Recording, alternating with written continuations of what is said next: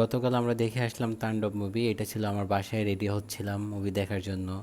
এই যে দেখো যে আমি রাস্তায় বের হয়ে গিয়েছি। এটা ছিল 300 ফিট দিয়ে, যেহেতু আমরা যমুনা ফিউচারে দেখব এবং দেখেছি। তো আমরা 300 ফিট অবশ্যই, আমাদের 300 ফিট হয়েই যেতে হতো নরসিংদী থেকে।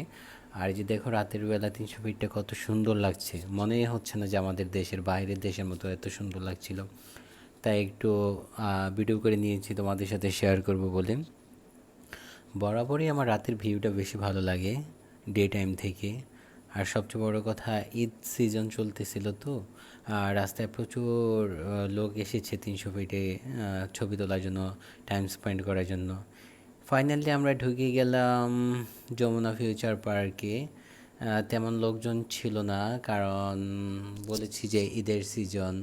অনেকেই এখনও মলটা ওপেনই হয়নি অ্যাকসেপ্ট সিনেমা হল। তো দেখছো যে আমরা পার্কিংয়ে আমাদের বাইকগুলো রাখলাম।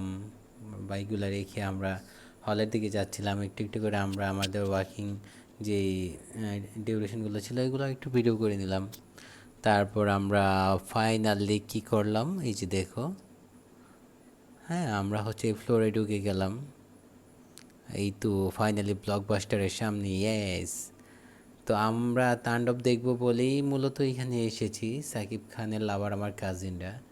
সো আমরা খুঁজছিলাম আমাদের হলের নামটা। তোমরা জানো যে এখানে ডিফারেন্স হলে ডিফারেন্স নেম থাকে। তো ফাইনালি আমরা পেয়ে গিয়েছি।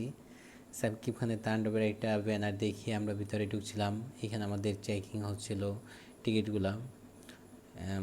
আমরা অল্প অল্প করে আগাচ্ছি। এই যে দেখো, হলের ভিতরে ঢুকে গিয়েছি, মাত্র স্টার্ট হয়েছে।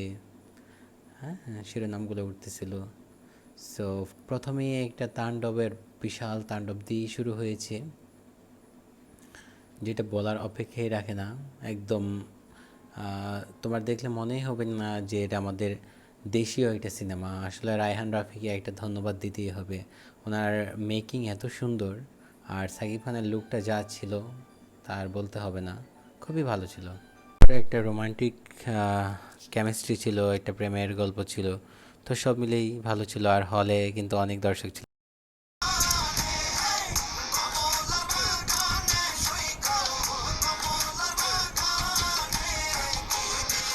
সিয়ামের এন্ট্রিটা খুবই দারুণ ছিল। সিয়ামের অভিনয় একদম জোস ছিল, বলার অপেক্ষা রাখে না।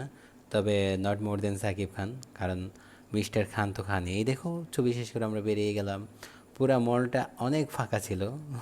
এরকম ফাঁকা ফাঁকা দৃশ্য আমার সত্যি ভালোই লাগে, খারাপ লাগে না।